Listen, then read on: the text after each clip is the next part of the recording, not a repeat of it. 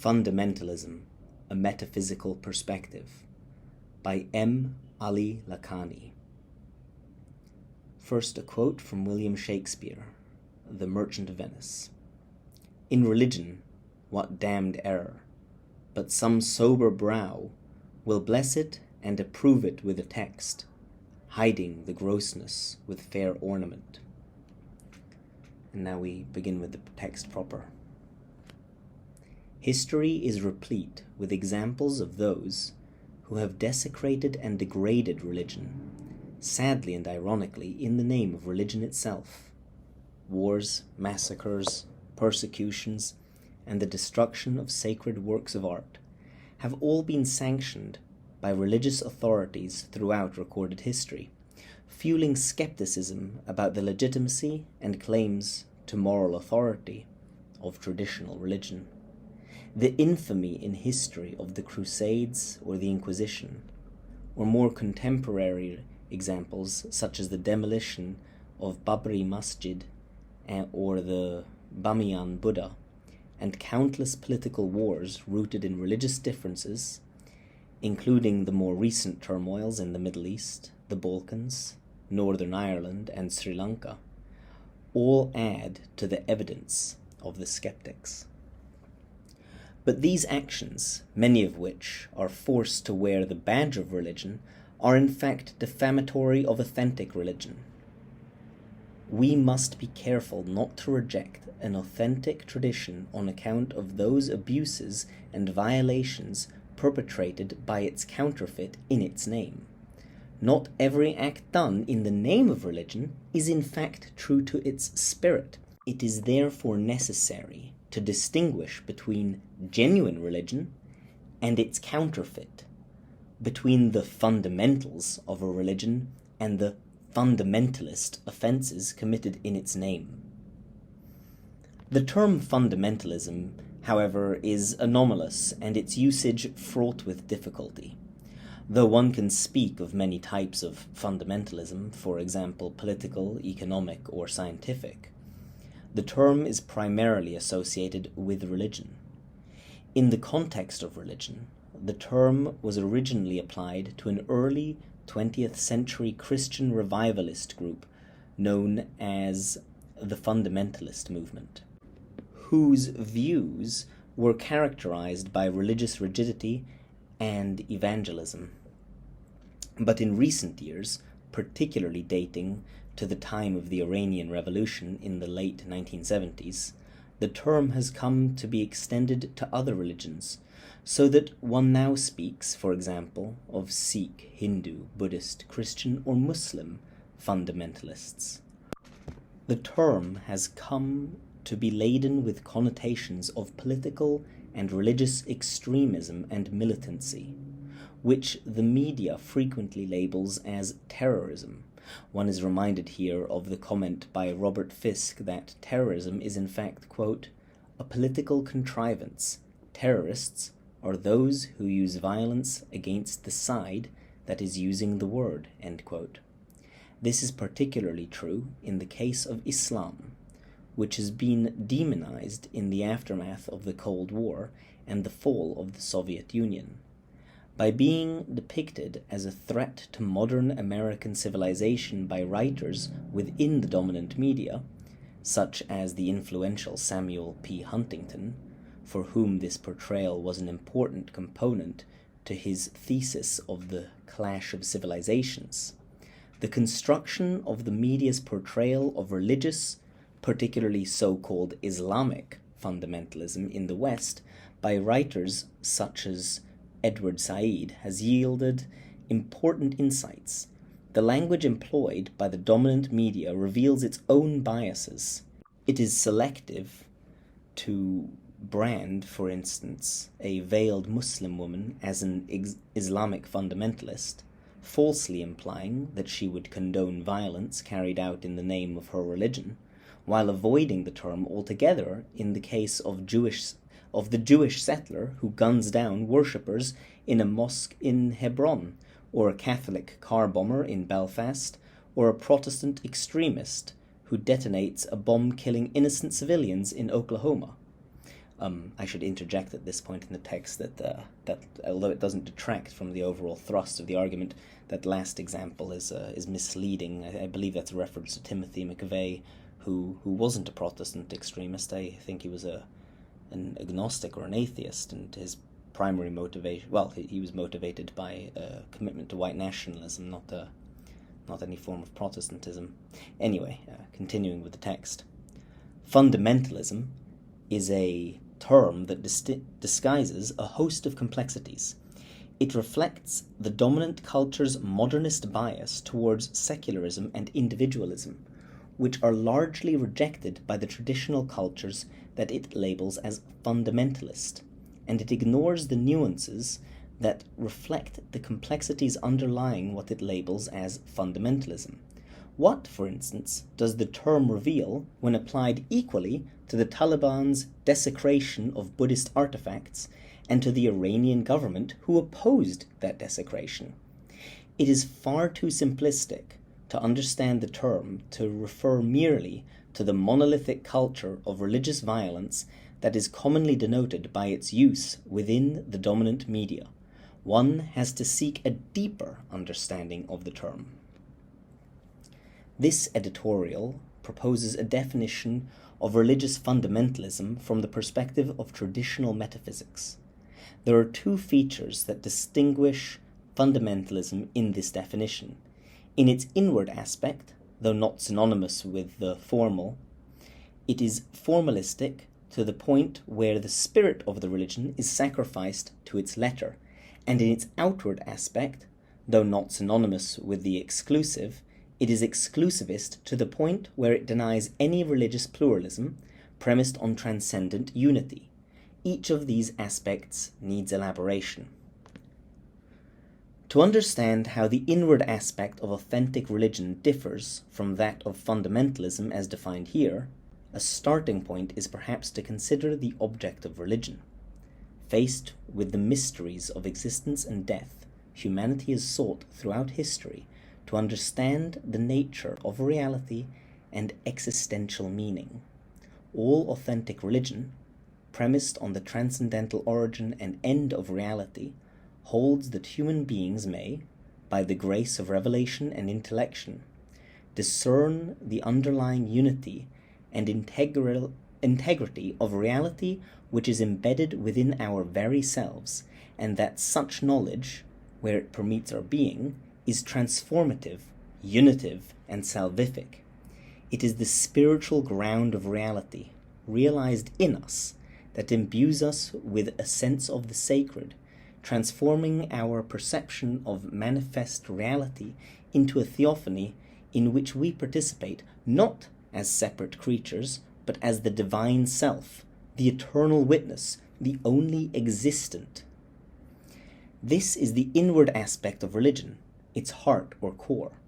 Considered from this standpoint, the object of religion is an alchemical transformation that corresponds in all religious lexicons to an intrinsic beauty or virtue that radiates as compassionate piety. This piety expresses itself in a sacred relationship between humanity as trustee and the theophanic creation as beneficiary, whose spiritual radiance we, as transcendent beings, are privileged to both witness and express. This notion of piety and its concomitant obligation of stewardship, in Quranic terminology, amanah, or the divine trust, are in fact far removed from the dry formalism of fundamentalism. It is important to note, however, that this definition does not reduce fundamentalism to exotericism. In all authentic religions, form is a necessary component of tradition, celebrated in its scriptures, rituals, and liturgies. It is not the adherence to these forms, but the loss of their cardial significance that is indicative of fundamentalism. Formalism, in the sense of deracinated religion, is the inward gaze of fundamentalism. To understand how the outward aspect of authentic religion differs from that of fundamentalism as defined here, we note that religion as such admits of two approaches to the truth. To the divine, as truth and as presence. The first stresses the transcendence of absolute reality, the supreme principle, and approaches the divine through knowledge. The second stresses the immanence of infinite reality, the manifest self, and approaches the divine through love. Outwardly, these approaches may sometimes appear to clash, but inwardly they are perfectly compatible. Truth is the transcendent aspect of presence, and presence is the immanent aspect of truth.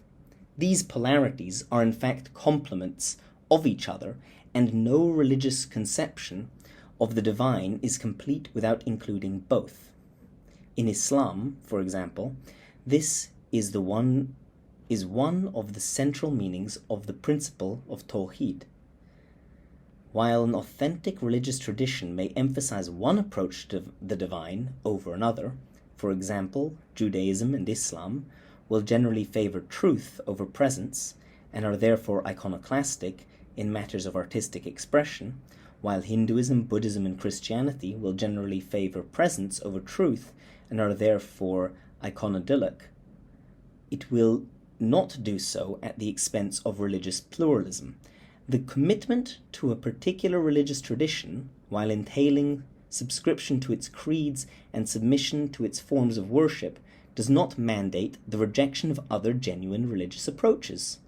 The infinity of divine expression and the subsequent diversity of religious typologies are dictated by the very nature of reality itself, whose transcendent and esoteric unity are the underlying foundations of its pluralism. The rejection of such pluralism is the outward gaze of fundamentalism. From this it can be seen that fundamentalism, as the term is defined here, is a form of reductionism, the spirit reduced to the letter. Multiple expressions of truth reduced to one. But it may be objected, surely all orthodox doctrines are reductionist by virtue of their very orthodoxy. And here it becomes important to distinguish between orthodoxy, or right thinking, according to the doctrines and principles of traditional metaphysics, and fundamentalism. Where fundamentalism isolates or ignores aspects of reality, mistakes the part for the whole, orthodoxy, by contrast, though it may emphasize a particular part, views reality as a whole, embracing all its aspects. These aspects, though they may appear to be opposed, are reconciled and accommodated within the traditional principle of complementarity, which regards reality as a synthesis of polarities, a coincidentia oppositorum. To claim that orthodoxy amounts to reductionism is to fail to perceive any distinction between dogma, the necessary component of doctrine, necessary as a corollary of transcendence, and dogmatism, the fallacy of doctrine deriving from its reductionist tendency. This is one of the errors of postmodernist deconstructionism. But traditional orthodoxy is not itself immune from a tendency to reductionism. There are many diverse expressions of truth, which are potentially salvific or redemptive in content, though these may sometimes appear to be orthodoxly unsound from the point of view of a particular tradition, or even from within the same tradition. Thus, it is as erroneous to claim that pure consciousness cannot say I, Sri Ramana Maharshi, as to claim I am the truth, Al-Halaj. Either both these statements are true, or neither is. Not only I am in the Father, but also the Father is in me. Or again, not only La ilah, but also Ilah La. God cannot be reduced, to an aspect of reality, though every aspect of reality is an aspect of God, because God is absolute reality. Similarly, orthodoxy cannot be reduced to a zero-sum view of reality. Truth in the end must embrace all gradations within reality, though these may be ordered hierarchically. Any expression of reality that falls short of the absolute, unconditioned, supreme principle is nonetheless an aspect of reality, on pain of denying that the absolute is also infinite. Yet it is not reality itself, on pain of denying that reality is hierarchically transcendent.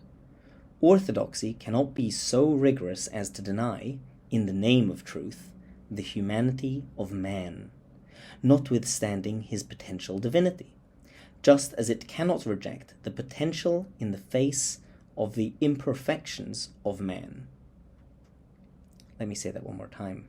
Just as it cannot reject that potential in the face of the imperfections of man.